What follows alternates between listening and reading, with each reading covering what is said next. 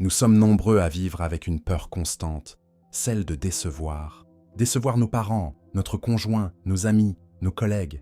Décevoir au travail, en amour, dans nos choix de vie. Cette peur nous pousse à nous adapter sans cesse, à dire oui quand nous pensons non, à faire plaisir au détriment de nous-mêmes. D'où vient cette peur? Souvent de loin, de l'enfance, où l'amour semblait conditionnel, où il fallait être sage, bien travailler, bien se comporter pour être aimé, où un échec déclenchait une déception visible dans les yeux des adultes. Cette peur s'est installée. Elle est devenue une voix intérieure qui dit « Si tu ne fais pas ce qu'on attend, tu seras rejeté ». Et cette voix est si forte qu'elle guide vos choix sans que vous vous en rendiez compte. Le problème, c'est que cette peur est infinie. Vous pouvez passer votre vie à essayer de ne décevoir personne.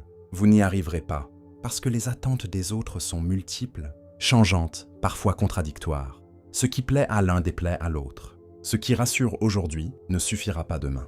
À force de vouloir plaire à tout le monde, vous finissez par vous perdre. Vous ne savez plus ce que vous voulez vraiment. Vous n'osez plus vos propres désirs. Vous devenez une version de vous-même conçue pour les autres.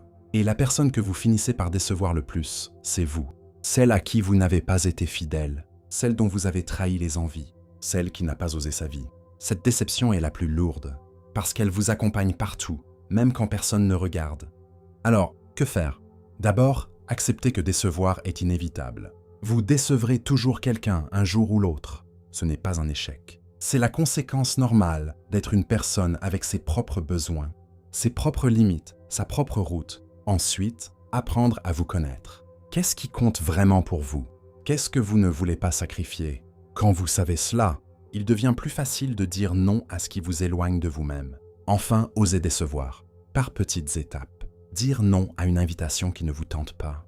Exprimer un désaccord. Refuser une tâche qui ne vous revient pas. Vous verrez que le monde ne s'effondre pas. Que les gens survivent à votre nom. Que certains même vous respectent davantage. Ceux qui vous aiment vraiment ne veulent pas une version de vous. Ils veulent vous, pas celle ou celui qui fait tout pour plaire.